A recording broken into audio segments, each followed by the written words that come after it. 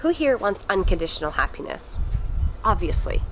If you want unconditional happiness, that is gonna require some non-stop policing of your perception. Because no matter what happens in our life, happiness always comes down to how we are perceiving things.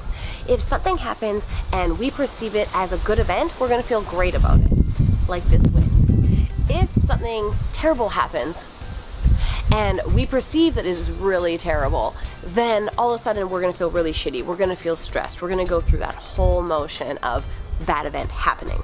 The whole thing is, life isn't happening to us, it's just happening. And we are telling ourselves a story about how we feel about each event. And we can choose, if we want to perceive something any way we want. Something really tough could happen, and we could decide that this is actually a good thing because we really needed to sharpen up our skills in how to get into a car accident, or whatever this negative event is. Like, say we bump into a curb and now our paint is scratched, and it's like, well, you know, I kind of wanted to get my car repainted anyways. Like, we always have that choice of deciding how we want to perceive something. When I sprained my ankle back in June, I decided, you know what, I kind of did need a week off from the gym. Not that I took a week off, I took like 3 days off, but nonetheless, I needed a few days off. And so, if you are constantly watching your thoughts, if you are policing your perception in the way that if you have a perception, you could just take a beat and say, okay, how do I choose to feel about this?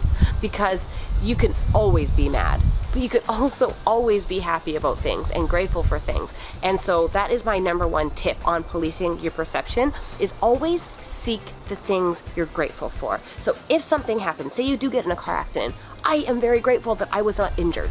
My car can be replaced. My leg, not so much. So it's always finding things to be grateful for. Finding that silver lining, no matter how much of a 3-ring shit show your day has become, there is always a silver lining. And it's your job to find it. And then once you have managed your perception, you're going to be happy. You're going to be proud of yourself for choosing the positives.